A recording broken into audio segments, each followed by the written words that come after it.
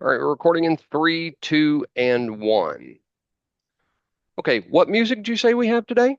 Oh, we got both kinds. We got country and western. Welcome to episode 241 of Nerdery and Murdering. Pt.241. I'm Zig with your nerdery. And I'm Jeffrey with your Murdery. Welcome to another week of the highs and lows and the ups and downs, the good and the bad and the nerd and the murd. When this episode comes out, it is my birthday week.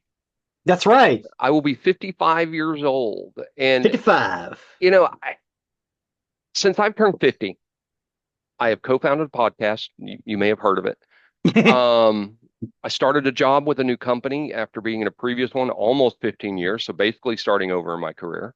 I moved over 500 miles away from where I spent most of my life. I've taken up golf. I've been elected to the board of directors for our country club. I've written a book, Prime Numbers, now available on Amazon, and I'm almost done with the book sequel. Some people slow down after 40, and I seem to have stepped on the accelerator. I mean, Yes. I, Same. I mean, I don't mean to make this all about me because honestly, my ego doesn't need that. But I just kind of wanted to reflect on this. In the last 5 years, that's what I've done. And I look back on it and I'm like, wow, that's pretty cool. Honestly, I think we both stopped letting our job eat our lives. Yeah, Both of possibly. us. Yeah, Yeah. no, absolutely agree. I'm in a job I love now, my full-time job. I love it. I love my bosses. I love the people I work with. It's great. I love this podcast. You'd have to. We've been doing it for 5 years. Again, that's that podcast you may have heard of. Um, I love writing. I love doing it. I love golf. I've talked about that so much. Met some really cool people.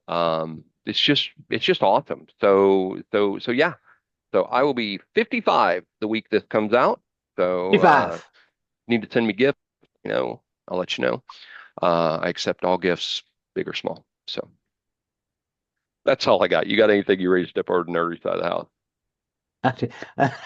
No, no, that's good. Happy birthday, by the way. All right. Thank you. I appreciate it. Okay, so the idea for this kind of started with one line, and that was she reached down and picked the gun up that lay smoking in his hand. She said, "Father, please forgive me. I can't make it without my man." And she knew the gun was empty, and she knew she couldn't win, but her final prayers were answered when the rifles fired again. Um, I think that line, that is the most Texas thing I've ever heard. um, so. There's a conversation that's been going on for years and years and years in the background that I hate country western music, and I always say, no, not really. I kind of love it, but most of what I hear on the radio is crap, which is why I don't listen to those radio stations. Having said that, there's a lot of country western music songs that um, affect me on an emotional level. Like I get teary-eyed when I hear them, even though I've heard them hundreds or even thousands of times.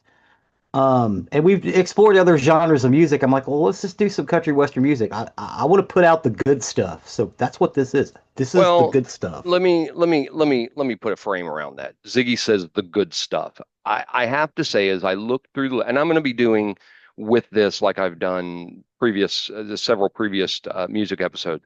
I'm listening to this list live as we go on. I'm trying to keep ahead of him just a little bit and listening to some of the music. You're not going to find Garth Brooks in here. You're not going to find Travis Tritt or I don't even remember if there's a George Strait in here. There's a lot of No. country music that most people would know, and a lot of this is not. A lot of this I don't know. I do like country music. I have those of you who have gone to my Spotify playlist for Prime Numbers. There's country music in there. I love um, some Garth Brooks. I really do. There's a lot of different country music I like, but these are kind of a lot of unknowns to me. So it's going to be interesting as we go through this. Yeah, this is the stuff that I grew up listening to. Um, or a lot of it. And some of it is new. There's some of it that I've heard that I was like, God damn. But a lot of this stuff is the stuff that I grew up listening to because this is what was on. Um, The first song is what that line is from, and that is Seven Spanish Angels by Ray Charles and Willie Nelson. Um, It is a song written by Troy Seals and Eddie Setzer and recorded by Ray Charles as a duet with Willie Nelson. It was released in November of 1984 as a single from Charles's 1984 album Friendship. Charles and Nelson split the verse, with Charles singing the first and Nelson the second. Charles sang the first and second choruses, with Nelson joining for the outro. It was also included on Nelson's 1985 compilation album Half Nelson, where he did a bunch of duets. Seven Spanish Angels was the most successful of Charles's 8 hits on the country charts. The single spent 1 week at #1 and a total of 12 weeks on the country charts. Setzer had suggested the title Seven Spanish Angels, and he and Seals had written the song as an homage to the Tejano flavored classic hit of Marty Robbins, exemplified by Robbins' career record El Paso, down in the old West Texas town of El Paso. Uh, where he finished it, he thought, who in the world's going to do it? Because Marty was no longer with us. And within 2 days, Seven Spanish Angels had been successfully pitched to Willie Nelson. But before Nelson was able to record it, producer Billy Sherrill happened to hear the demo and wanted the song for Ray Charles. Sherrill proposed that Nelson and Charles duet the song after learning of Nelson's having reserved it. Uh, uh, Ray Charles and Willie Nelson were really good friends before this, but the recording session kind of cemented this. And the video that I put in this list is from Austin City Limits, where it's the first time they ever sang it in public, and it's basically live of them singing it together, sitting down on a piano. Um, it does sound like a Marty Robbins song if you've ever heard Marty Robbins, which is what they were going for. And again, this is a this is a beautiful song. It's about love and loss and a couple who's on the run from somebody. I don't know if it's the law or not, but the refrain is there were seven Spanish angels at the altar of the sun. They were praying for the lovers in the valley of the gun. When the when the fire stopped and the smoke cleared, there was thunder from the throne, and seven Spanish angels took another angel home. This speaks to me on a deeply, deeply level. It's kind of almost spiritual, but it's also deeply rooted in the West and how Texas is a melting pot of cultures, and I love it. But down to the guitar refrain. The piano's great. The guitar refrain's even better. And you could tell that Willie recorded it on Trigger, which is his old guitar, which I have personally seen up close when I was a tiny, tiny little boy. Um, as old and rough as Trigger looks on the front, if you've ever seen the back of it, it's worth millions because of the signatures that are on it. Most of the people who have signed it are no longer with us. And I saw it in the 70s again when I was a very small boy. There's no telling how many more people have signed it since then. Because he collects signatures on the back of that guitar. It's the one with the hole in the front. Trigger. He bought that old Martin in the 60s before he was actually making money. Um, my, my grandmother, but my mother, the lady who raised me, she was best friends with his first cousin, and they basically followed his career when he was young before he got big. He was in the music business for about 20 years before he really hit big, mostly writing for other people. Um, or he would make an album, it wouldn't sell, but somebody would record it, and that would sell, and that's how he made his living. Until he left Nashville because he didn't care for the music industry that had uh, sprung up there, and went down to Austin to start making music for himself. And that's when he got big. That's when he released The Redheaded Stranger. Um, and Ray Charles, who was a diehard fan of country music his entire life. Matter of fact, a lot of the what we consider rock and roll is jump blues and country western music combined. And as he is one of the progenitors of that, he still liked to play a good country tune every once in a while, and this was right up his alley. And the two of them together singing this, oh, fire, absolute fire.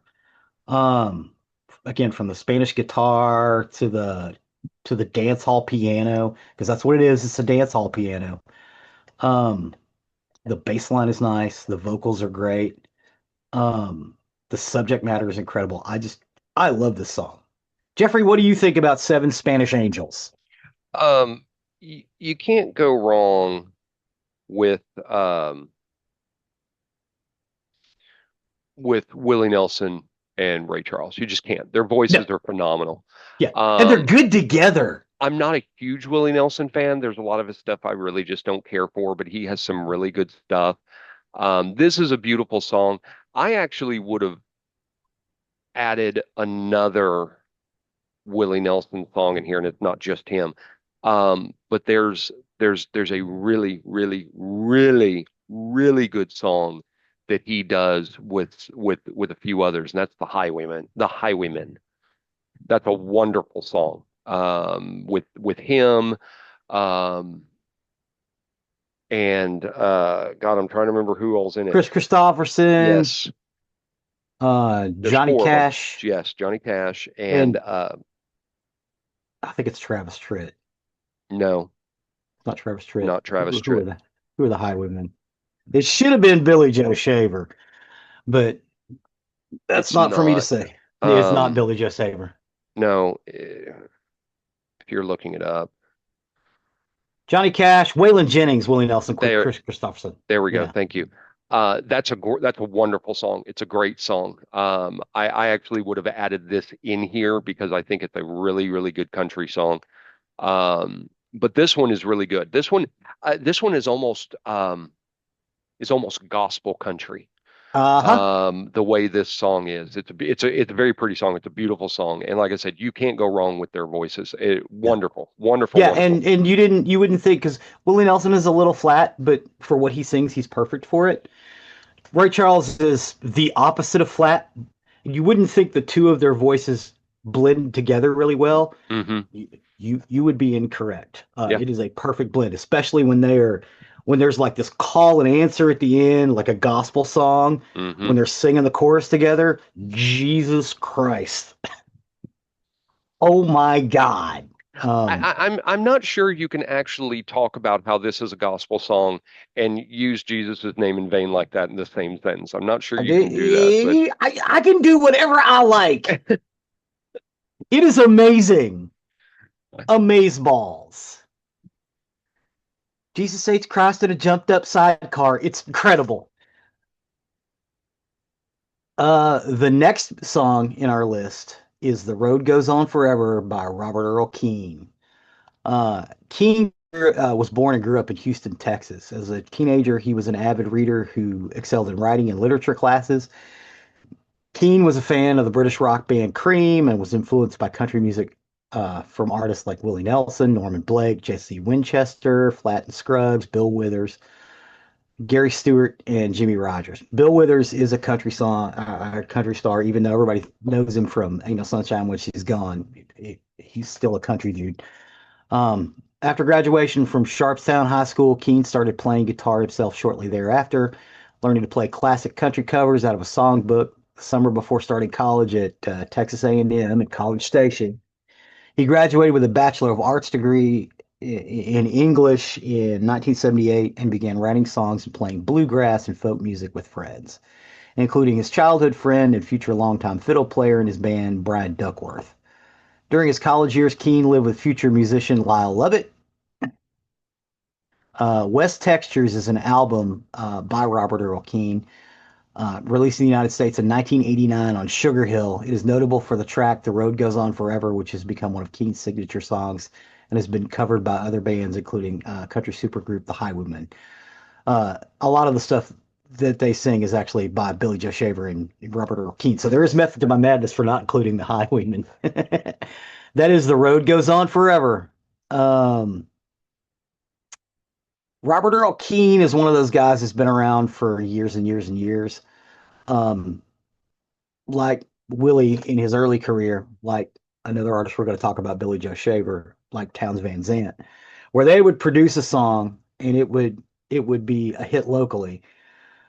but it would not go on to garner a whole lot of fame until somebody covered it. In some cases, the next year in some of these songs. Um, there's a Michael Martin Murphy song, which I think is actually better after it was covered. Um, but this is his ode to growing up in small town coastal Texas because that's what it's about.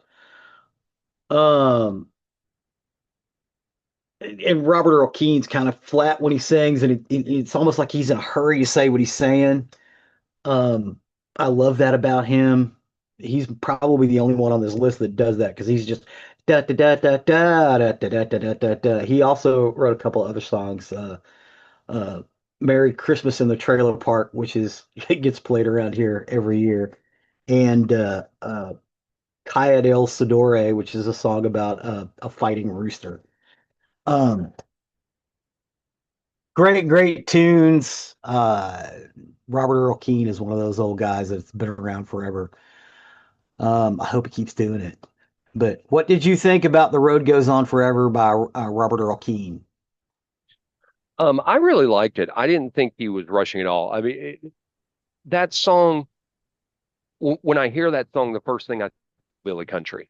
It's very hillbilly country, and definitely it definitely brings in that thought that yeah, this is about small town. This is from a small town, or even better, backwoods. You Yeah, know, yeah. something that I would associate. Um, uh, uh, there's a great scene in the or in the TV show Justified, and it's in the second season, and it's where they're having this party at uh at the bad lady's house, and why have I forgotten her name right now? The family that runs that little small area outside of Harlan. They're selling weed and drugs and everything like that. But anyway, you got a group of guys sitting on a porch playing banjos and a guitar. That's the kind of feel you get with this song. It's just a group of guys sitting on a dilapidated porch somewhere just playing some music. And I like that song. I like that sound. Yeah, it's a great tune. Yeah. And the road goes on forever, and star party never ends. Ah, that tune. Um, yeah, Robert Earl Keen's definitely one you should get out and listen to. He's been around again for a long time. Eh, You will hear him a lot. These guys also played on college. I've talked several times about college radio and how it kind of plays everything. Robert Earl Keen's one of those things that gets played on college radio down here. So you'll get a punk rock song and you'll get "The Road Goes On Forever." And to me, that's not dichotomous at all. That's just the way it's supposed to be because they're they're dealing with the same subject matter, just in a slightly different way. Um, the next song is the song I want them to play when they put me in the ground, and that is "Live Forever" by Billy Joe Shaver. Billy Joe Shaver, August 16th, 1939 to October 28th, 2020, was an American singer-songwriter. Billy Joe was a prominent figure in the outlaw country genre. He is considered one of the great American songwriters of his generation. He has received praises from Bob Dylan, Willie Nelson, Chris Christopherson, and many others. Artists including Elvis Presley, Tom Jones, Tom T. Hall, and Johnny Cash have recorded his songs, as well as Waylon Jennings. Waylon Jennings did an entire album of Robert Earl Keen songs, uh, including like Lukenbach, Texas. "Live Forever" is from his 1993 album Tramp on Your Street.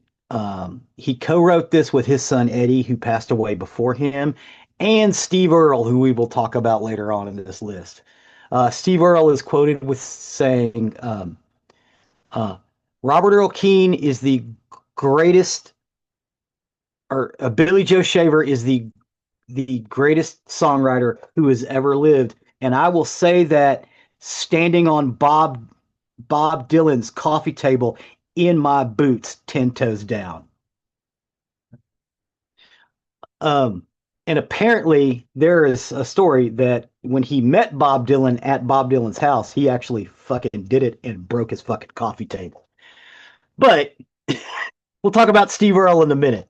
Right now, we're talking about "Live Forever" by Billy Joe Shaver. Um, you fathers and you mothers, try to one love one another. Try to raise your children right. Don't let them be forsaken. Don't let them be taken into the darkness. Lead them to the light. Good God. Oh, mm, yeah. Billy Joe Shaver's "Live Forever." It's one of those ones it'll make you breathe funny. Um, it's deep. It's about a man coming to terms with his mortality and what he wants to leave behind. Now, Billy Joe Shaver was he was kind of a crazy dude in and around the scene in South Austin. Uh, kind of a wild man, toured all over the country, but he was known as uh, he was known as a country music musician's musician. Um, and a lot of these people were interplaying in and around Austin at the time. He, I kind of agree with Steve Earle. As good as Bob Dylan is, Bob Dylan ain't ever gonna. Bob Dylan will never snatch my breath away. Billy Joe Shaver does, and it's not just that. I mean, even some of his more humorous stuff is still deeply, deeply emotional. And I don't know what else you can say about Billy Joe Shaver. The world's a the world is a less bright place without him in it. But yeah, Billy Joe is great. I mean, I've sat and listened to interviews with him forever. He's he was from East Texas, and he when he was a little boy, he snuck into a juke joint to listen to, I believe it was Hank Williams play, and he's been trying to play that he's been trying to play that hillbilly music ever since. He did it for the rest of his life. Billy Joe Shaver is one of those characters from Texas music that you really should get. Uh, oh, what's his name? Mike Judge did a semi-animated talk about songs from the road. Billy Joe Shaver was one of those talks. Uh, it needed to be because that dude was crazy. Um, I don't know. I don't even know how to talk about Billy Joe without basically quoting his lyrics. Just Well, listen to Bill. here, Listen to Billy Joe Shaver. I'll What do pick it you up. think about? I'll pick it up. Um, this is a really good song. I like this one. Again, not one I've ever heard before. I love the one of the things I like about country is that the best way I can put it, that twang you get Hmm. in the string in any of the stringed instruments and even in their voices, that twang you get that I think is really cool, which is very symbolic or not symbolic, but it's very common in country music. Another thing I liked about this song, um, the Eagles are a band I really, really like, and they also did this very well. Is in the music when it goes into the refrain, and it's that harmony of four people that is Hmm. just perfect. Yeah. Like I said, you'll get that with the Eagles when you listen to them, especially listen to Seven Bridges Road. Hmm. Perfect example of the Eagles and their perfect harmony. This song, Live Forever, had that exact perfect harmony when you get there, and it's beautiful. Yeah. Um, The great, harmony was Eddie Shaver, Steve Earle, and Billy Joe. great song. Never heard it before. Great song. Highly recommend. Yeah, it's a good one. The next one is "If I Needed You" by Towns Van Zandt. Uh, Towns Van Zandt was an American singer-songwriter. He wrote numerous songs such as Poncho and Lefty, which is in this one of these lists. And "If I Needed You," Snake Mountain Blues, and "Our Mother the Mountain," "Waiting Around to Die," and "To Lives to Fly." His musical style has often been described as melancholic and features rich poetic lyrics. During his early years, Van Zant was respected for his guitar playing and finger picking ability. He is an incredible finger picker. Much of Van Zant's life was spent touring bars, music clubs, colleges, folk venues, and festivals, often lodging in a motel room or homes of friends. He suffered from drug addiction and alcoholism, which is what basically took him, and was diagnosed with bipolar disorder when he was young. The now discredited insulin shock therapy erased much of his long term memory. In 1983, Willie Nelson and Merle Haggard covered a popularized Van Zant song, Poncho and Lefty, reaching #1 on the Billboard country music charts.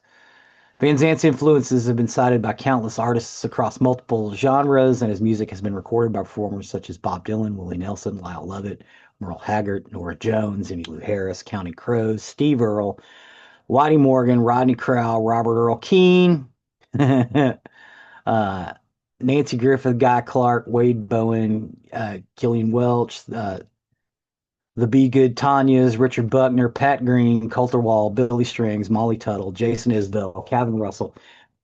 I'm still going.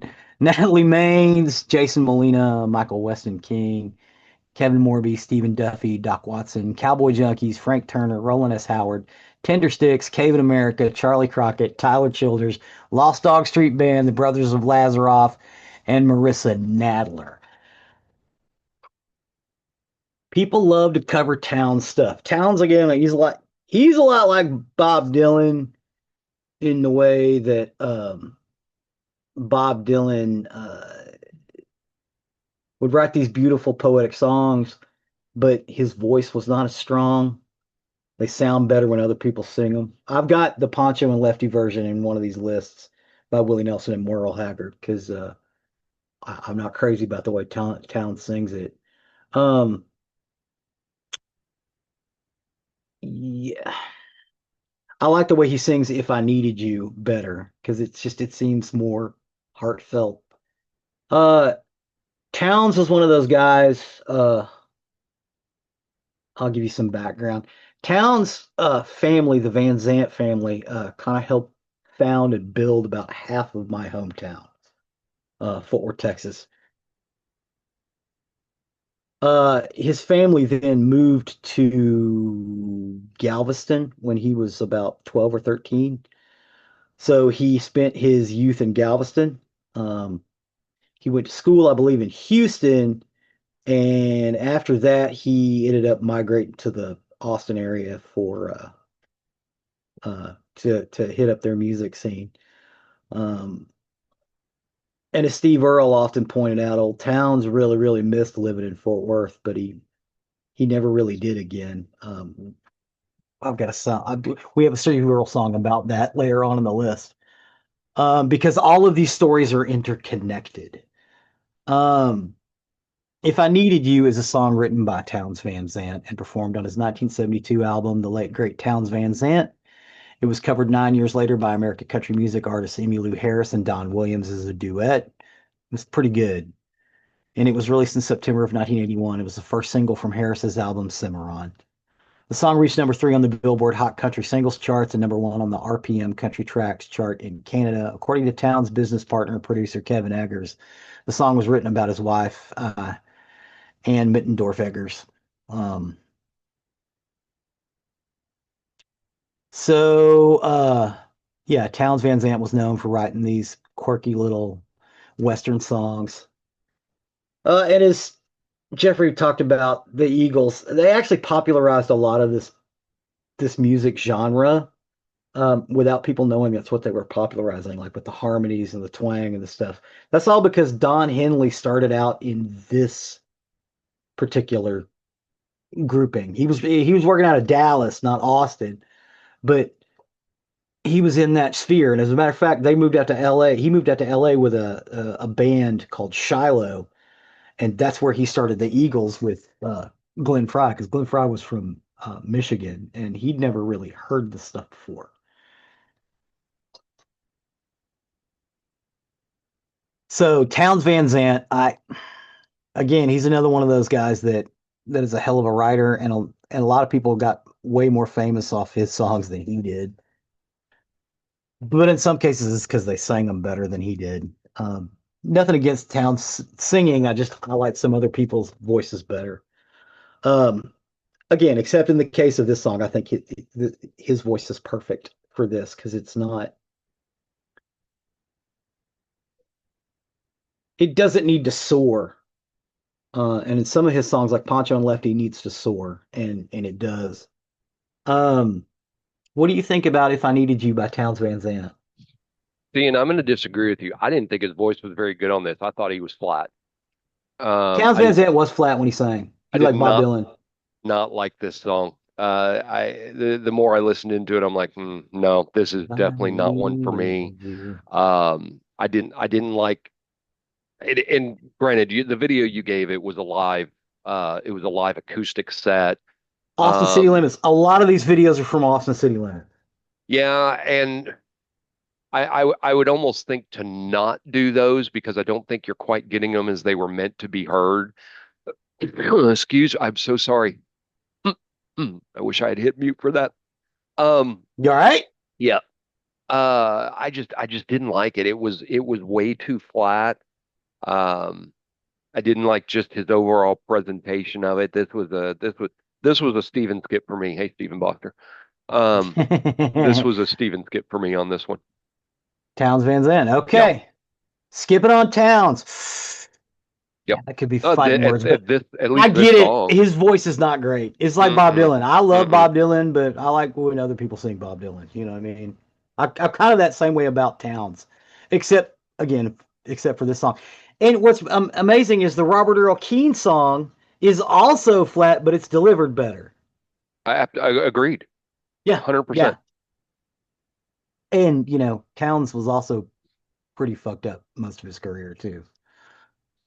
The next song is actually about towns. It is called Fort Worth Blues by Steve Earle. Stephen Fane Earle is an American country rock and folk singer. He began his career as a songwriter in Nashville and released his first EP in 1982. Steve Earle's breakthrough album was his 1986 debut album, Guitar Town. The eponymous lead singing single peaked at number 7 on the Billboard Hot Country charts. Since then, he has released 21 more studio albums and received 3 Grammy Awards, each for Best Contemporary Folk Album. He has 4 additional nominations in the same category. Copperhead Road was released in 1988 and it is his best-selling single. It peaked on its initial release of number 10 on the mainstream rock charts and his 21st century resurgence, reaching number 15 on the hot rock and alternative songs chart, buoyed by various online sales. The songs have been recorded by Johnny Cash, Waylon Jennings, Willie Nelson, Lee Von Helm, The Highwaymen, Travis Tritt, Vince Gill, Patty Loveless, Sean Colvin, Bob Seger, Percy Sledge, Daly and Vincent, and Emmylou Harris. El Corazon, The Heart, is the 7th studio album by American singer-songwriter Steve Earle. It was released in 1997. Um, this song is about Towns Van Zandt. Steve Earle was in uh he was doing a small club tour in Ireland when he got the news that Towns passed away. He uh he wrote this song while he was in the bathroom of that bar because he went into the bathroom to compose himself and he looked up on the wall and he saw that Towns had put his name up there. See, he was amazed that even out of Galway Bay, he could still see signs of towns, and it makes it into the song. Um, when I listen to this song, I'm not so much thinking about Towns Van Zandt. I'm thinking about the Fort Worth of my childhood, which no longer exists. Um, it is a lament about not being able to be in Fort Worth, which I realize I'm a weirdo and a homeboy. I love my city. I miss my city because there's parts of it that don't exist anymore. And I wish they did. But this song is a lament to that sort of feeling, but for towns and also a funeral dirge for towns as well. Um, and he talks about being all over the world, but even then, you're still longing for Fort Worth. Houston's all right. Amsterdam's okay.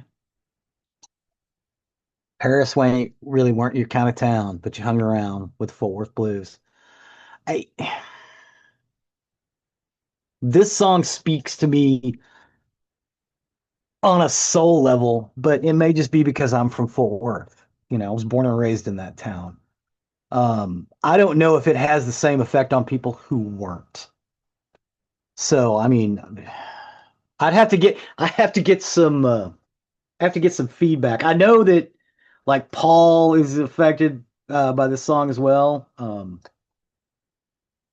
I think Randy, again, also born and raised in Fort, but it may just be because that's where we're from, you know. I don't know. What do you think about Fort Worth Blues by Steve Earle? So Fort Worth, let me talk about Fort Worth for a minute. I am from Fort Worth originally, although I lived in and around Fort Worth for most of my life. I lived north of it in Denton, Texas, but I lived in Fort Worth for most of it. Um, Fort Worth, Fort Worth is a city people come to a lot, a lot.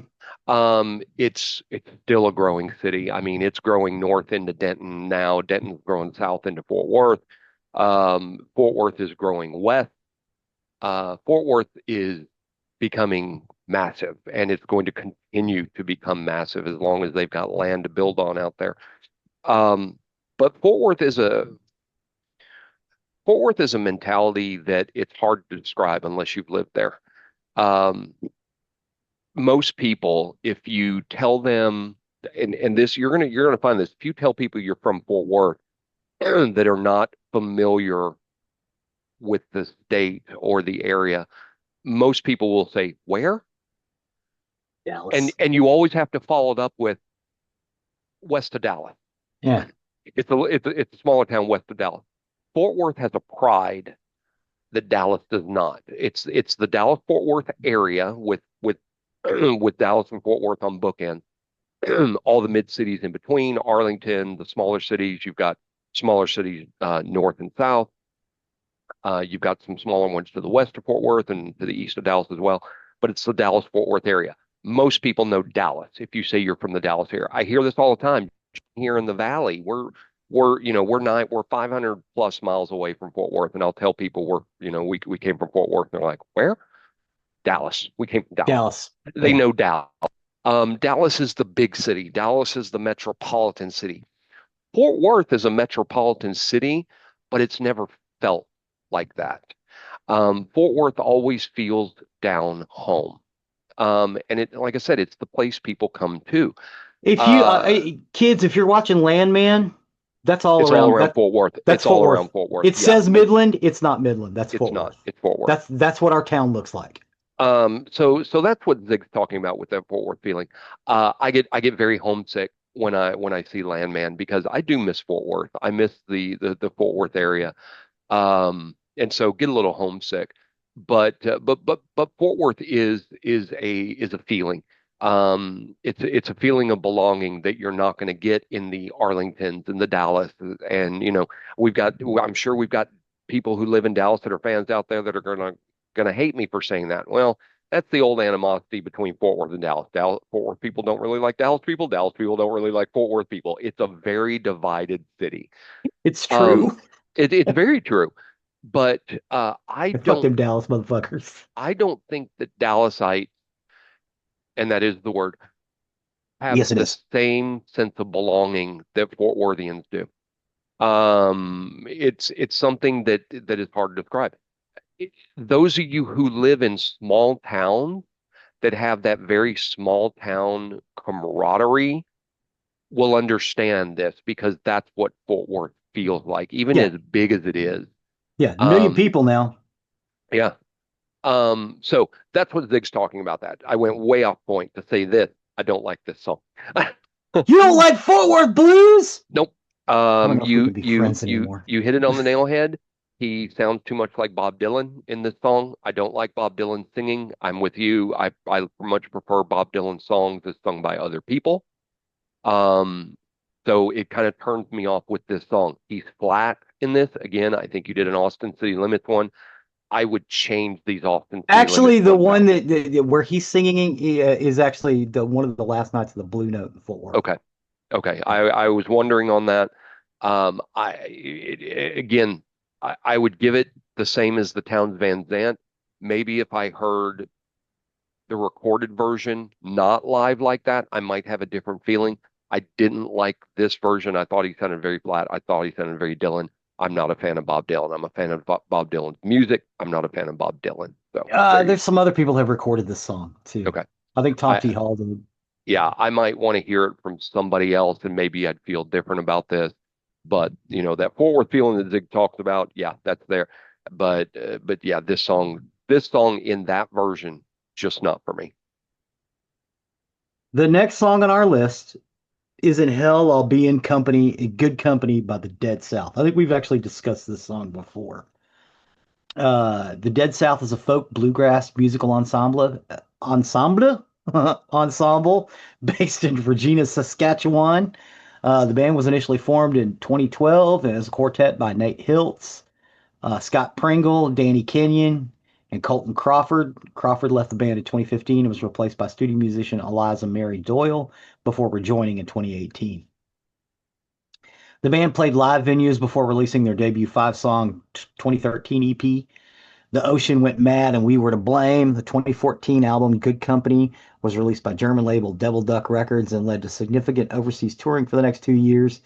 The album single In Hell I'll Be in Good Company and its accompanying video on YouTube are credited with contributing to the breakthrough release of the band. Um the the video for this is them uh, all around in and out of Regina, Saskatchewan, different landmarks for the city. At one point, they're standing in the fountain just snapping fingers, and then they're standing in a field just snapping fingers and playing. Um, Danny Kenyon, the bass player for the song, is actually playing the bass on an upright cello strung around his neck, um, which is to me is awesome. Uh,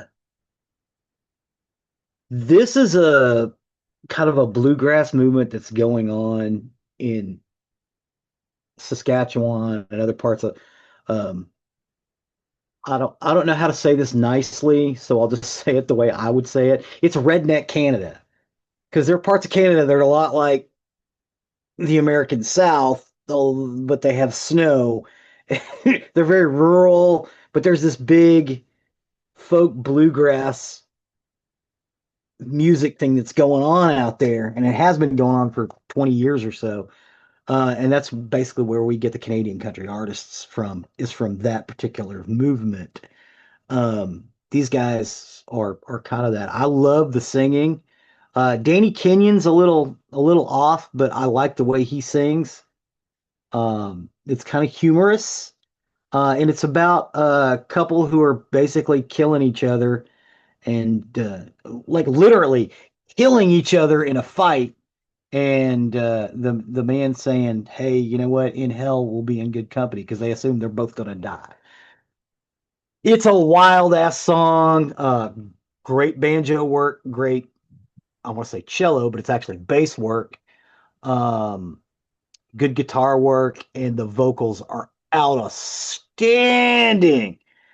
The lead singer has this sort of gruff uh, delivery, almost a la like the Replacements, but it's also very very sonically nice, and he's got a good range.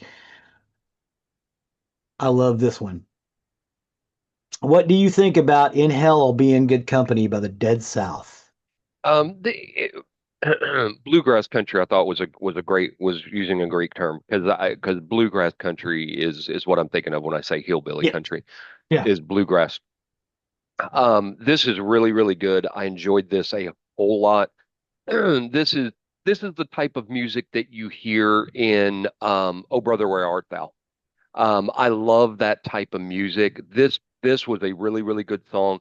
This one's going into my playlist. Love, love, love this song. "In Hell I'll Be in Good Yep, Company." Yeah, you yep, like that one? yep. That one is awesome. Love it.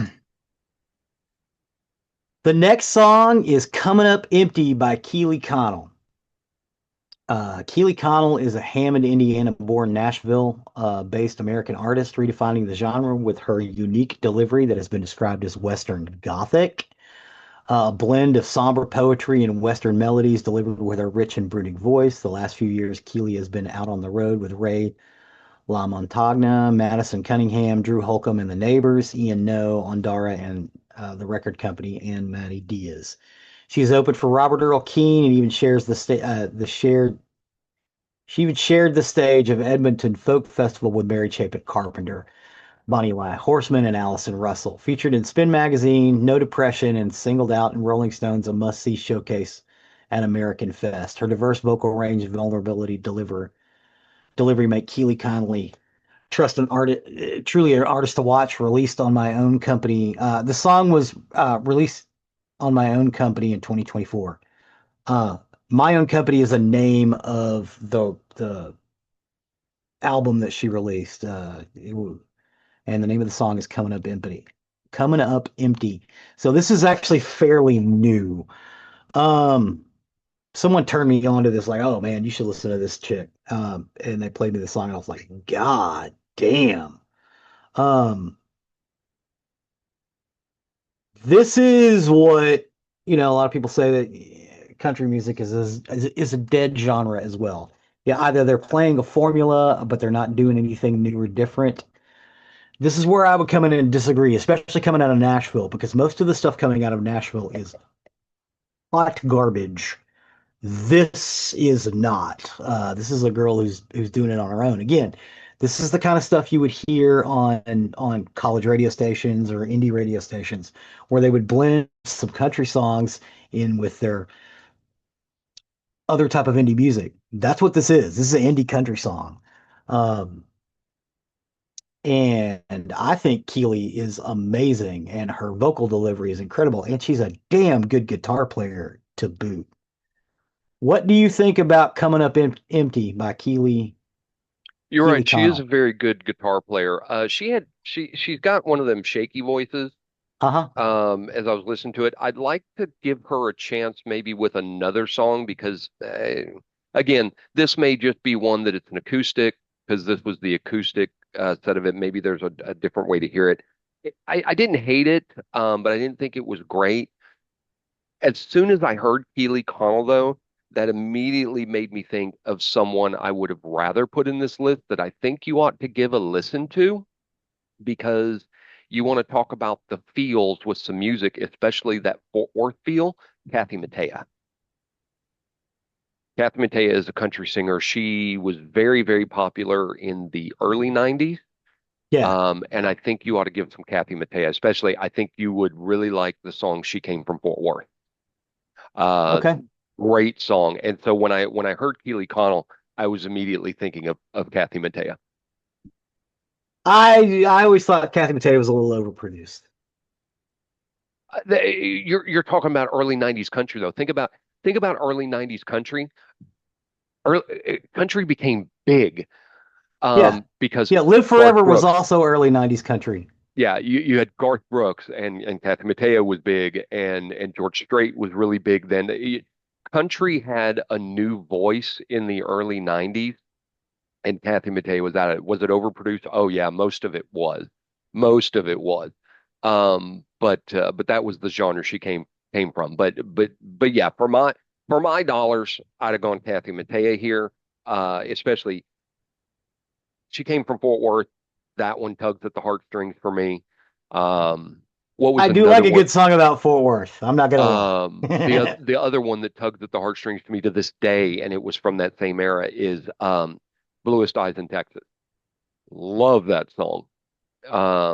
But this one, I, I'm going to give some other listen to some of her stuff because she does Yeah, you she might does try have a that. good She's really voice, even good. though it's a little shaky, and she is very good on the guitar.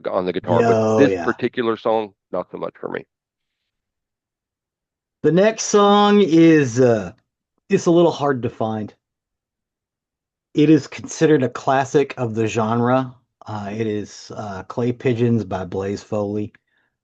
Michael David Fuller, born December 18th, 1949 to 1st, 1989.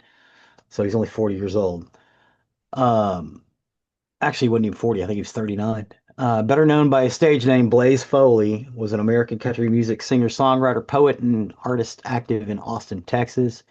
Foley was close friends with Townes Van Zandt, was greatly influenced by him. Foley's stage name was inspired by his admiration for musician Red Foley and the stripper and burlesque performer Blaze Starr. Um, Foley was born Michael David Fuller in Malvern, Arkansas. He grew up in San Antonio and performed in a gospel band called the Singing Fuller Family with his mother, brother, and sister. As a child, Blaze contracted polio, and as a consequence, one of his legs was shorter than the other, causing him to drag his foot while walking. He was nicknamed Deputy Dog early in his career. In the spring of 1975, he was living in a small artist community just outside Whitesburg, Georgia. That's where he met Sybil Rosen. Rosen and Foley were in a relationship and decided to leave the artist community together to support his music. He went on the road and performed in Atlanta, Chicago, Houston, and finally he ended up in Austin, Texas. Foley tried to get into songwriting, but after the move, he experienced a lot of career pressure and started drinking more. The bar scene complicated his relationship with Rosen, and it eventually ended. Now, they did make a film about this particular period in this dude's life called Blaze about 7, 8 years ago. It's incredible. What's great is Townes Van Zandt is being played by oh my God, he's another Texas guy.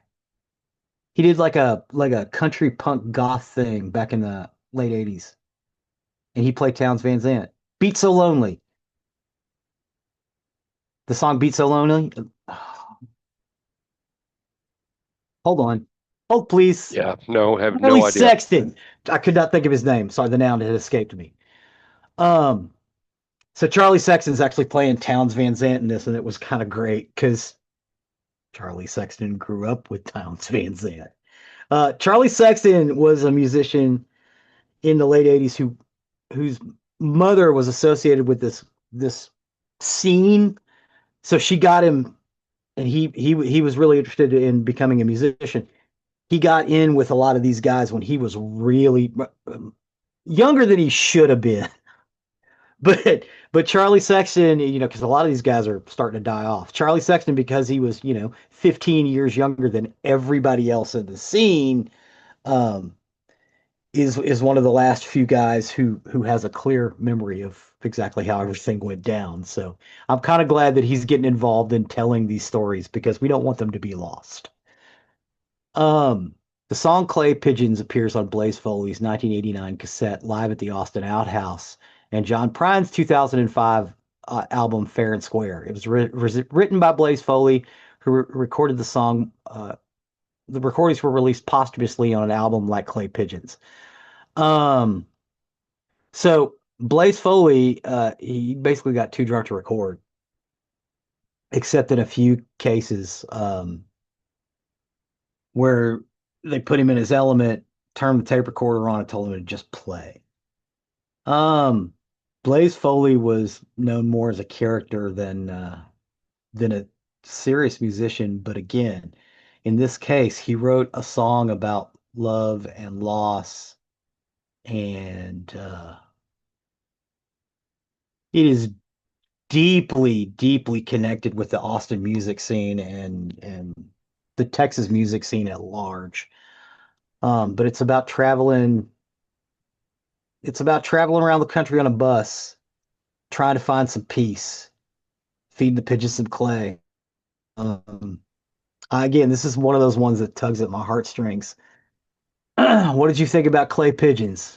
This is a really good song. This is the type of country music, number one, that I enjoy a whole lot. It's storytelling. Hmm. That's why I like the song "The Highwayman" because it's telling a story throughout time is how that one's doing it. But this one tells a real story, and this kind of harkens me to someone else who I really think should be on this list somewhere. Maybe he is, but Kenny Rogers. The thing I appreciate about Kenny Rogers, and I saw an interview with him one time where he talked about that, is he talked about when you want to be successful in music, regardless of your genre, tell a story. Tell a story that people remember and that they can connect to. And that's the real big thing with a lot of country music is you tend to connect to it because Zig talked about, it tearing at the heartstrings and things like this.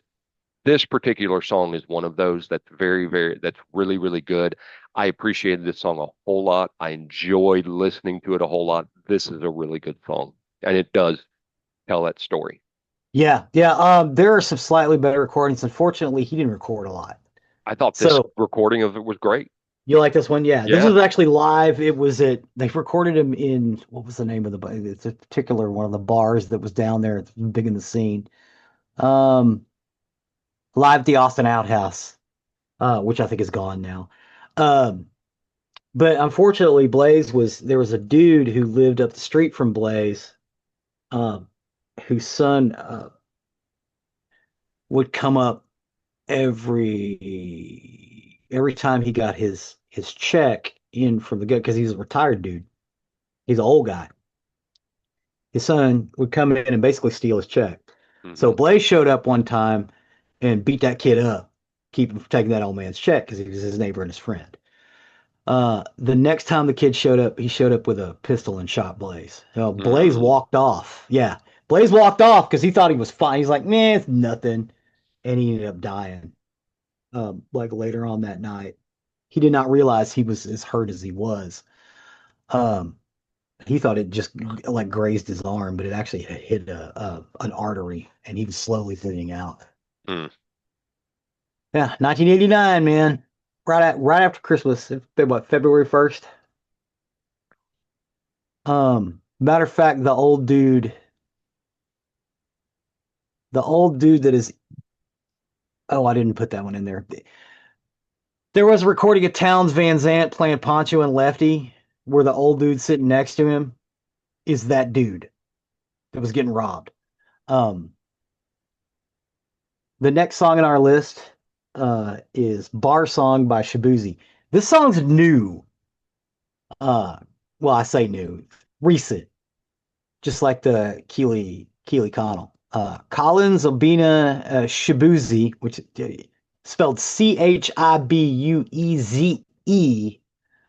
known professionally as Shabuzi, is an American singer and rapper. His music combines country American, Americana, and hip hop.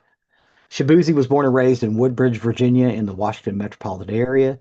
His parents are Igbo Nigerians. His father was a farmer in Nigeria who attended college in Texas A&M. He went to school there. In his childhood, he was inspired by hip hop music, videos on 106 and Park, as well as his father's cowboy style and dress and love with country music. For junior high, he spent 2 years at a boarding school in Nigeria, and in 2013, he graduated from Garfield Senior High School in Woodbridge, Virginia, which is also where uh, Henry Rollins went to school. He played football as a freshman. As a teenager, Shabuzi planned to be a novelist. However, by the time he graduated high school, in addition to earning money from shooting music videos and photography, he also earned a few $100 here and there from music gigs and decided to take music more seriously. Following the release of his first two albums, Lady Wrangler in 2018 and Cowboys Live Forever, Outlaws Never Die in 2022, Shabuzi was featured on two songs from Beyonce's album, Cowboy Carter. He achieved commercial success from a third album, Where I've Been Isn't Where I'm Going in 2024. And it's number one single, a bar song called Tipsy. It was released on April 12th of 2024, which is again not that long ago. It's the fourth single from the third album. The song titled Old Town Road by Lil Nas X as the long it replaced Lil Nas X's Old Town Road as the longest running number one song of all time on the Billboard Hot 100, with 19 non-consecutive weeks at the top of the chart. And outside the United States, bar song Tipsy top charts in Australia, Belgium, Canada, Ireland, Norway, and Sweden, and peaked with the top 10 of the charts. It was nominated for Song of the Year, Best Country Song, and Best Country Solo Performance at the 67 Grammys. He was also nominated as Best New Artist. Um, I love this song. This song sounds like a country song to me, and it's kind of poppy.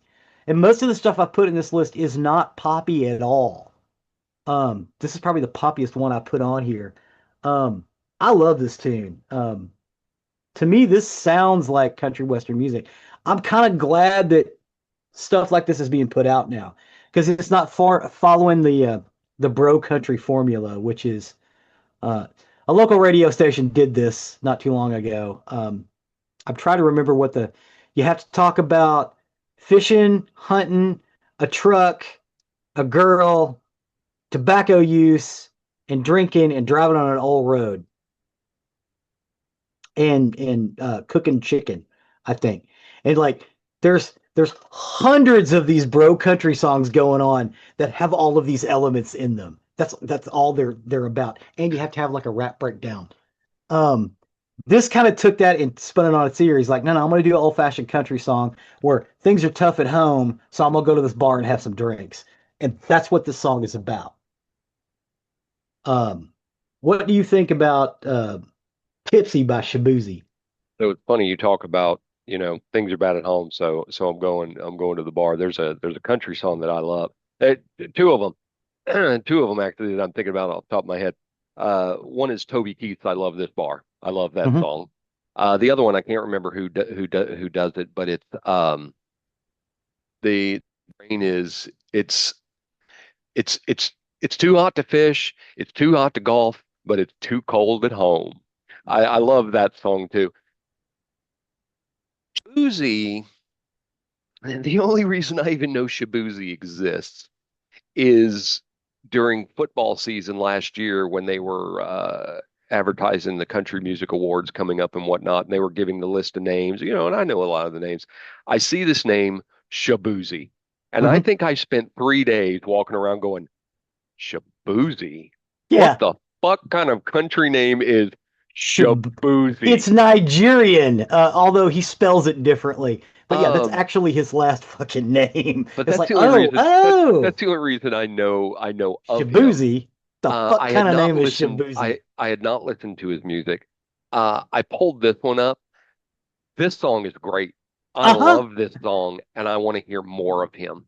Uh-huh. That's how much I like that song. This song, a bar song, was phenomenal. It's Um, awesome. I loved it. Um, his other stuff is a little less poppy.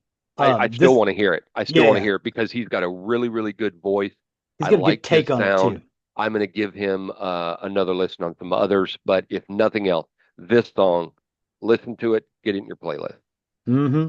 Mm-hmm. Um, the next song is Mind Your Own Biscuits by Casey Musgraves. Casey Lee Musgraves, born August 21st, 1988, is an American singer-songwriter and musician. She began her career in the early 2000s when she self-released three solo albums and recorded another album as a member of the duo Texas Two Bits. In 2007, Musgraves appeared on the fifth season of the USA Network singing competition Nashville Star, where she finished in seventh place. In 2012, she signed with Mercury Nashville and released the hit single Merry Go Round. Her major label debut studio album, Same Trailer, Different Part, won the Grammy Award for Best Country Album and 56 annual Grammy Awards. Musgrave's second studio album, Pageant Material, debuted at number three on the Billboard 200 charts and yielded the critically and commercially successful single Biscuits and Dime Store Cowgirl. She released a Christmas themed album, A Very Casey Christmas, in 2016. Um, Her fourth studio album, Golden Hour in 2018, was a lament. This is actually a little bit after Biscuits, was a lament to her hometown, which is Golden, Texas. Um, our neighbor Johnny and Rachel spent her summers with her uncle in Quilla is right next door to Golden. And she used to see Casey play Coffee House when she was like a teenager. She said she was incredible even back then. And then she got really, really big with biscuits. Mind your own biscuits and life will be gravy. That is the most East Texas thing I have ever heard in my life. Uh, Smoke your own smoke and raise your own babies. Because these old women in these little towns and old men too, they will get all up in your business. Because they ain't nothing to do but getting other people's business. That's what the song's about. So, what do you think about Biscuits by Katie Musgrave? It's a good song, but there's nothing that separated her from anybody else. Again, I go to others I'd have put in here: Kathy Mattea, Dolly Parton, Carrie Underwood. There's nothing that just separates her. She's like just about any other country singer. There's nothing wrong with the song. It's just not one I could pick out of a crowd. Okay. The next song is, and I ended up was listening to this, and I told Jeffrey I have to put this song in the list. I was like, I forgot about it. It's Cherokee Fiddle by Johnny Lee. Johnny Lee, well, it's actually not by Johnny Lee, it's covered by Johnny Lee.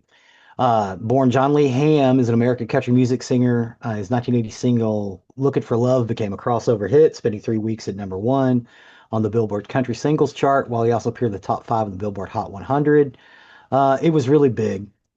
Lee was born in Texas City, Texas, and grew up on a dairy farm in nearby Alta Loma, now part of Santa Fe, Texas.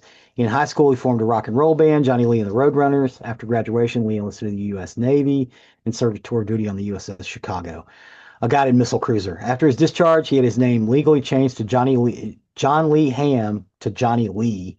He played cover tunes at Texas nightclubs and bars throughout the late 1960s. We worked 10 years with Mickey Gilley, both on tour and at Gilley's Club in Pasadena, Texas, which is part of the Houston metropolitan area. The soundtrack for the 1980 hit movie Urban Cowboy, which was largely shot at Gilley's, catapulted Lee to fame. The record spawned several hit singles, including Looking for Love and this one, which is actually a cover. Um, Cherokee Fiddle is a song written by Michael Martin Murphey. His version of the song went to number 58 in the Hot Country Singles charts in 1977.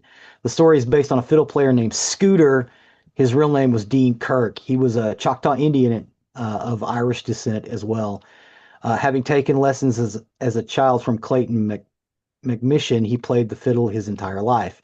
He once worked with the country music and movie star Rex Allen. In his later years, he played at the narrow gauge train station in Silverton, Colorado.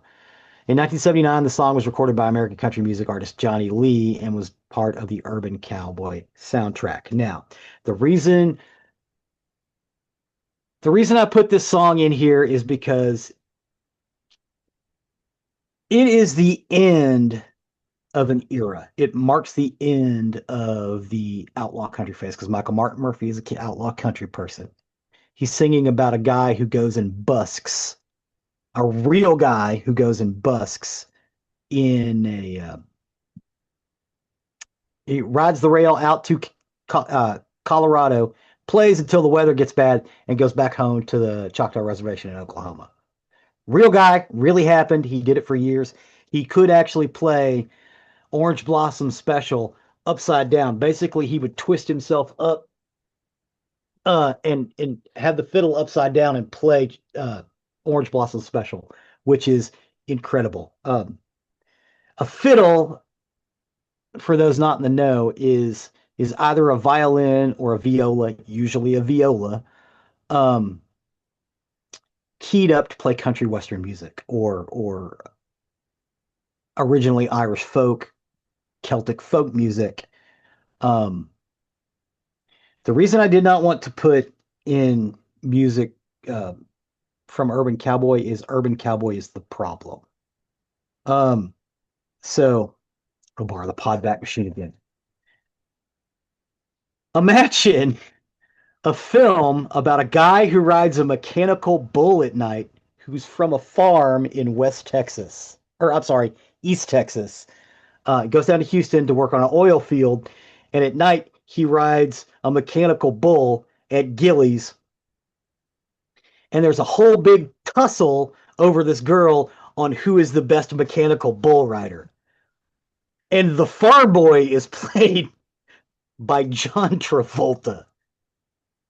Everything about this film is ridiculous. There's a reason why the soundtrack is fondly remembered and the film not so much, except for Deborah Winger riding on a mechanical bull, which was pretty fucking awesome. Um, the thing is, this film and the soundtrack started that, well, I don't want to say started, but revivified that bullshit country genre.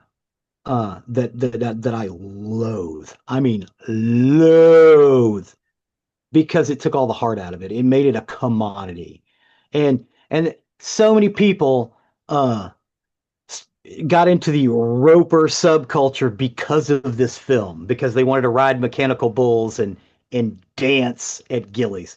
None of this is fucking real. None of this is accurate. It's all bullshit. It's top to bottom. The only saving grace of this film is the soundtrack is really fucking good. Um, Michael Martin Murphy's song, Cherokee Fiddle, sang expertly by Johnny Lee, is the reason why I wanted to record this, because it marks the end of that. It marks the end of that period of time where the country western music was open and and free, and it goes to that period of the roper subculture where it was the same shit every time you heard it, in a different packaging, um, by somebody singing about girls and boats and fishing, and it's just the same old bullshit. You don't get stuff like Scooter the fiddle player, who would ride the rails from the Choctaw Reservation out to Silverton, Colorado, and busk for 6 months and then head home, and then play locally to make his nut while he was there. This is It stripped away everything that was authentic about it and Hollywoodized it, but not Hollywood. It was supposed to be Texas, but it really wasn't. This and the show Dallas, to me, ruined my culture. That's how I feel about this stuff. That's why I'm so strongly against it. Because it ruined my culture. A culture that has been growing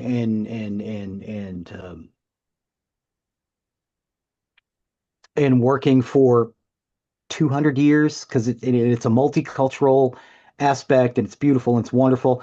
You still have it in like Austin, but the rest of Texas really doesn't have it anymore. That's why I miss Fort Worth, because it doesn't have that culture anymore. It's gone. It's erased. My culture has been swept under the rug because of the roper subculture, which again is all bullshit. Um, None of it's true. And it's the inauthenticity that bothers me the most, because it's like, how the fuck do you know? You don't know. You weren't here. Anyway, enough of saying that. Having said that, this soundtrack is incredible. I just wish it was with a better movie that didn't destroy Texas. That's a long way to go about that.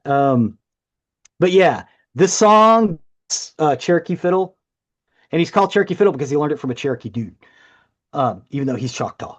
Um, the original Martin Murphy's version, they bust out with Orange Blossom Special in the middle of it. It's too long. Um, if I want to hear Orange Blossom Special, I'll just listen to Orange Blossom Special. It's beautiful by itself. Um, but Johnny Lee's version in this tune is incredible. And I know a lot of people will say, well, why didn't you do Looking for Love? Because Cherokee Fiddle's a better song. Plain and simple. It's a great song. Nothing against Johnny Lee, nothing against um, Michael Martin Murphy. It's just this song's better. What do you think about Cherokee Fiddle? Hang on a sec. I need to move your soapbox so I can get in here. Yeah. Um, uh, I am so sorry, no, but I don't be, feel very don't strongly be. about I that. know, I know you do. The Roper culture, actually had a big showing at my school. Uh-huh. I dated a girl who got into the Roper crowd. Uh-huh. She listens to the show. Um, so I think she's going to have some very strong arguments here when she listens to this episode. That's Um, good. She should send but them directly to me. yeah, um, I wasn't a real big fan of the Roper culture. I didn't like a lot of those people, and I definitely didn't hang in that crowd Hmm. because there were a lot of very fake people in that crowd. We had a rodeo team at our Yeah, school. A I'm lot of not those, talking about those no, no, guys. no, no, no, I understand that. A lot of those in the Roper culture or Roper clique had nothing to do with rodeo, had nothing to do with that, with the actual culture behind this. And you're absolutely correct that it was the end of an era because as I listened to this song, and I'm apparently not as familiar with the urban country or urban cowboy soundtrack as I thought I was. I agree with you. I hate that movie. Um, It's bullshit. It's such I know, bullshit. I know it is, but I wasn't familiar with this song, but when I was listening to it, I was like, wow, this is a song that could have easily fit in Smokey and the Bandit, could have Uh-huh. easily fit in Six Pack, Uh-huh. which is one I love. Again, I love Kenny Yeah, Rogers. yeah, He yeah, tells story yeah. with stuff, and If you're gonna make a country music, we're gonna set a genre about a country film. Why not do Six Pack? yeah, They have Rocky Top. Those kids sing Rocky Top. yeah. Six Pack is a beautiful film. It really is. There's some cheese factor in it and whatnot. Yeah, yeah. But at its core, it is a very beautiful film. But this is a song that could have easily fit in one of those type of movies. This was a great song. I loved it as I'm listening to it. I'm just really kind of surprised I did not know this one. Because obviously when you said it was part of the Urban Cowboy soundtrack, I'm like, okay, that makes sense now. Yeah. Um, good song, great pick. I really liked it. Again, on this list, honestly, I think there's things missing here because I do think you need a Kathy Mattea, Carrie Underwood, Dolly Parton. Dolly Parton is great. Kenny Rogers, Toby Keith, Garth Brooks, I think is great in here. What's his name? Hootie. Um, Darius Rucker. Darius Rucker. He absolutely belongs in this Oh, list. Darius Rucker. Yeah, Darius Rucker's always been a country guy. Hootie the Blowfish was a country band, as far as I'm His concerned. great stuff. George Strait, Randy Travis. I think there's some big names that if you Yes. want to highlight country royalty, we kind of miss some I here. yeah, but that's the thing. I wanted to highlight the people who were good, not those guys. Well, some of those are very good. No, they're not. Yes, they are. George Strait and Garth Brooks are Roper subculture making music. I disagree with that. I disagree with that. Kenny Rogers definitely is not. George Uh, Strait never wrote a song in his life. Carrie Everything is a Underwood cover. definitely is not. Dolly Parton definitely is Mm, not part of the not good I list. would never besmirch Ms. Dolly. Barbara Mandrell, you could put you she could go Oh, in here. She's Barbara not. Mandrell's pretty great. Yeah, I know. Um, and like I said, Hootie, Carrie Underwood, I think are really good. Yeah. There was some really good stuff in here. There was some stuff I didn't really care for. I can't wait to hear the second list and see what else is in there. But I just disagree with you that some of the names I said are not good because they have some very good and why Garth Brooks is one of my favorites, especially because he is in that Kenny Rogers camp that a lot of his music tells stories and tells some really kind of cool stories. Like it's not last summer, it's that summer. I think it's called that summer. I love that one. I love Shameless. I love Rodeo. I love the Thunder Rolls. I love a lot of Garth Brooks. So I disagree that they're not good. There was really good in this list. I just think if that we should have some of the bigger names in here to really show people a broad spectrum of country. Like I I've think got you some big names in the next one. okay, because I think you've done that with goth, and I think you've done that with some alt rock that we've done is really showed the The breadth. So breadth. Yeah, so there's so more here. okay. I can tell you right now, there is no Garth Brooks. I know there's not, and I think that I think that's a shame. Most people know him from Friends in Low Places. I don't even think that's his best song. I love that song. I don't think it's his best song. I think that Summer is one of his best songs. That is a beautiful song about, he sings it as if it's him. I don't know if it was him or not, but about a young man who goes to work on a farm for a summer and ends up having an affair with the widow that he's going to work with. And it's really kind of a beautiful song, and you should hear that one. I really like that summer. But this is a good list. There is some good representation in here. Um, I can't wait to get to the second list.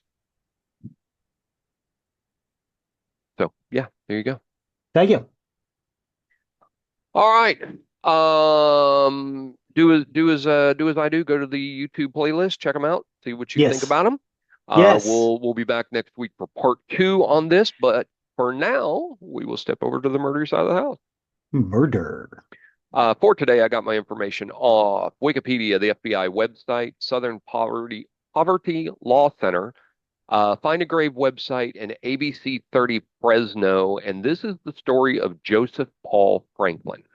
Joseph Paul Franklin.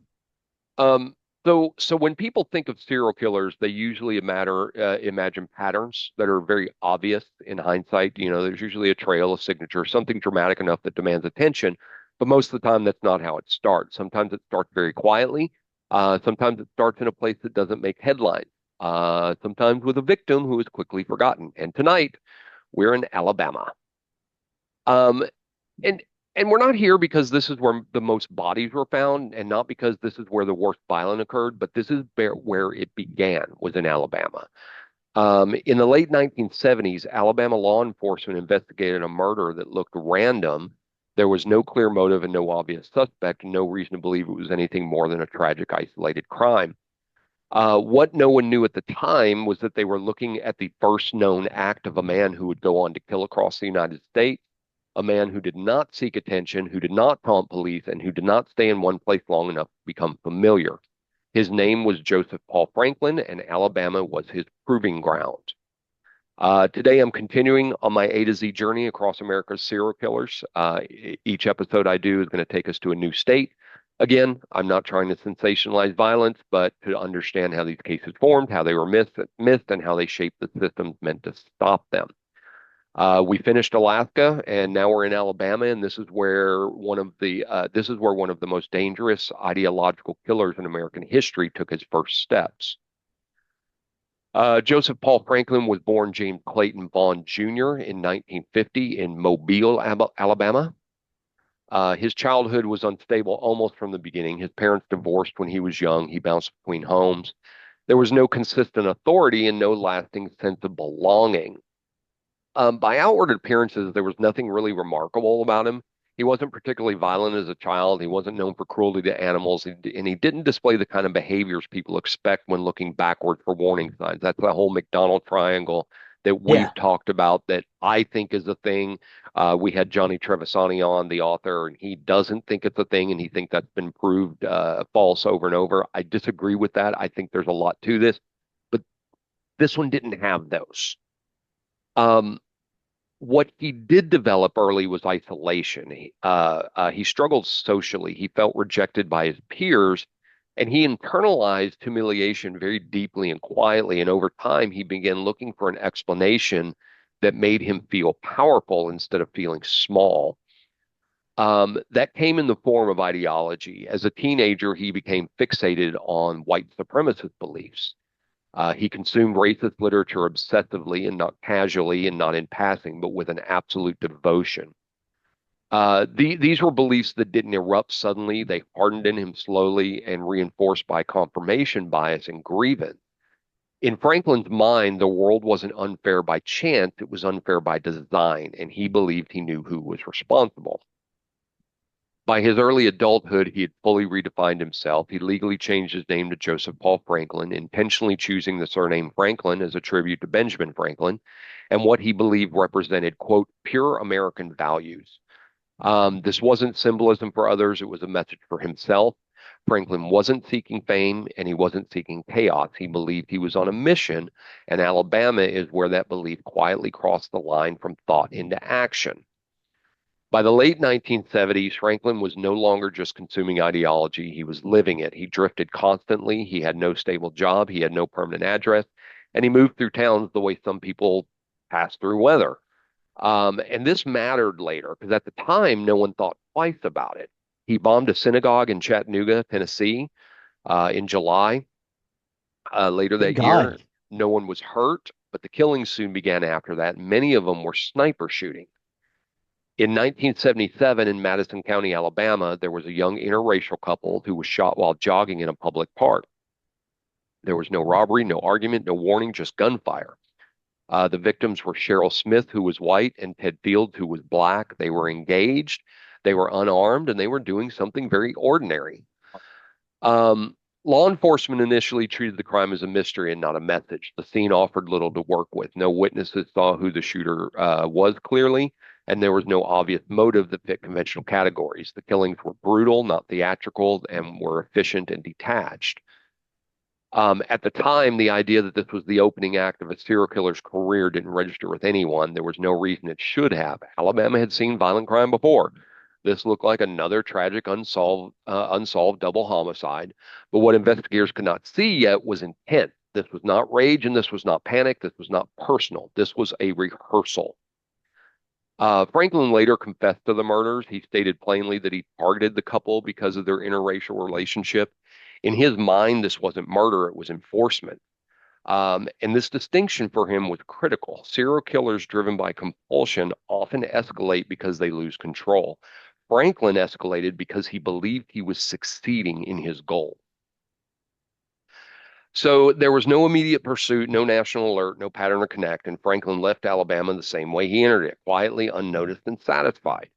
And because the crime was treated as isolated, no one was looking for him when he crossed state lines. Alabama didn't just mark his first known kill, it taught him something very dangerous.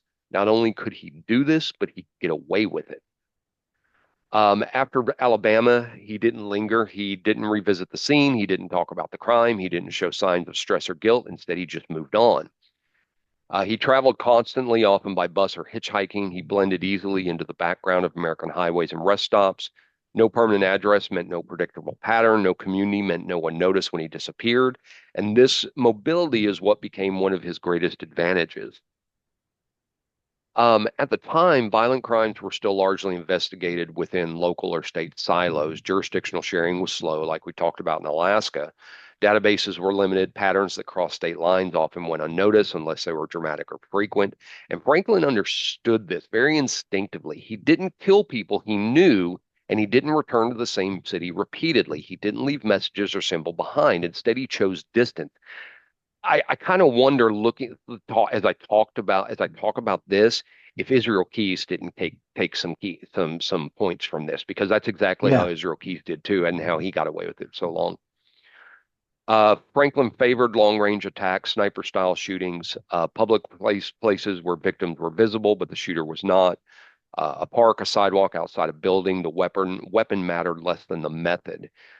He wasn't interested in control in the initial sense. He didn't want to dominate his victims up close. He simply wanted to erase them from afar.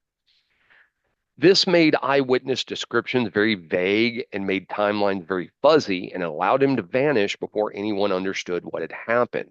Each successful escape reinforced the same lesson he learned in Alabama. He didn't need to stay and he didn't need to explain. He just needed to keep moving. He arrived in suburban St. Louis and picked out Brith Shalom Kenseth, Israel Synagogue from the Yellow Pages. This was October 8th, 1977. There was a bar mitzvah that ended, and guests were in the parking lot when Franklin opened fire from a grassy area nearby, killing Gerald Gordon, who was 42. Law enforcement, meanwhile, were chasing shadows. Different states investigated what appeared to be unrelated shootings, different victims, different circumstances. But what they didn't yet recognize was that the randomness was intentional. Franklin wasn't sloppy, he was very patient. And every mile he put between himself and Alabama made him harder to see and more confident that no one ever would. For a lot of serial killers, violence is often driven by impulse, fantasy, or compulsion. But for Franklin, it was by belief. He didn't see himself as out of control, and he didn't describe his actions as urges he struggled to resist. He described them as choices that were necessary. His white supremacist ideology gave him something most killers lack, which was a moral framework that justified violence. In Franklin's worldview, his victims were not individuals, they were symbols. They were stand-ins for what he believed were corrupting the nation. Interracial couples, Jewish individuals, public figures he associated with civil rights. And this belief system removed empathy from the equation. Um, when you convince yourself that your target represents a threat rather than a person, guilt at that point becomes irrelevant and remorse is unnecessary. Franklin wasn't killing for pleasure in the way people often imagine serial killers do. He was killing to send a message, even if no one understood at the time. And that made him especially dangerous because he didn't escalate emotionally, he escalated strategically. He chose his victims carefully, often after observation. He selected locations that allowed escape, and he planned exits before he ever pulled the trigger. Um, later years in interviews, Franklin spoke about his crimes with chilling clarity, but not with excitement and not with regret. He spoke about them with conviction. This ideological certainty also complicated profiling. Traditional serial killer profiles often rely on emotional instability, sexual motivation, or a need for recognition. But Franklin didn't fit neatly into any of these categories. He didn't want fame and he didn't contact the media. He didn't insert himself into investigations. And in fact, attention to him was a liability. The less anyone noticed him, the better. Because his killings appeared scattered and motive free, law enforcement had no reason to assume they were connected. Franklin's belief system didn't just explain the action to himself, it shielded him from detection and allowed him to keep moving, killing, and disappearing. For all of Franklin's planning and movement, there were moments when everything nearly ended more than once. He was stopped by police during traffic stops, questioned for suspicious behavior, reported by citizens who felt something was off, but each time the same problem surfaced. There was nothing concrete to hold him on. Franklin often carried weapons, but in eras and places where gun ownership alone wasn't enough to justify an arrest, he appeared calm, polite, and unremarkable. And because his crimes were spread across jurisdictions, no single agency saw the full picture. One officer might see a drifter, while another might see a man with extreme views. A third might see someone odd but not illegal. No one saw a serial killer.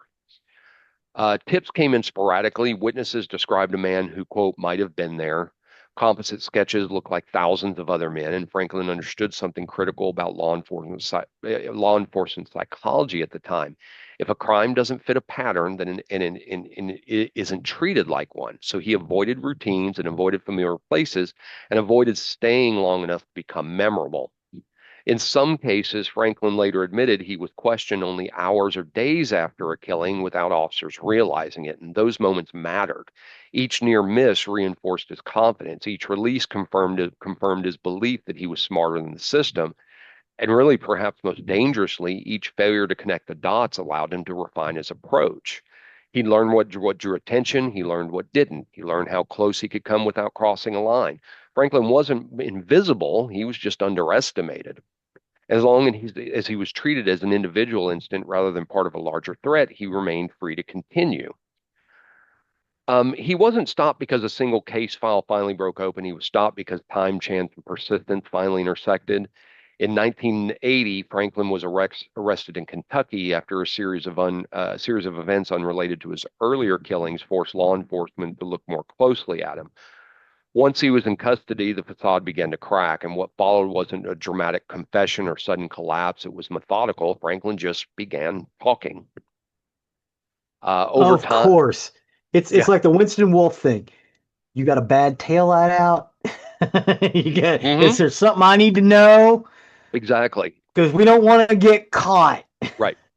And if we get caught, you're going to get caught for something stupid, and that's what's going to get you caught for something else. And this dumbass got caught probably for speeding. Yeah. Over time, though, he confessed to multiple murders across the United States. Some were already known, others had been cold for years, and a few had barely been investigated beyond initial response. But he spoke without remorse and without hesitation. He also admitted to shooting and wounding civil rights leader Vernon Jordan and Hustler magazine publisher Larry Flynt, who has been paralyzed from the waist down since the attack in 1978. In Franklin's mind, he was documenting accomplishments, not crimes. But confessions didn't mean closure. Many of the cases Franklin claimed responsibility for lacked physical evidence. Some victims' families were left in limbo. unable to receive official confirmation, yet unable to move on.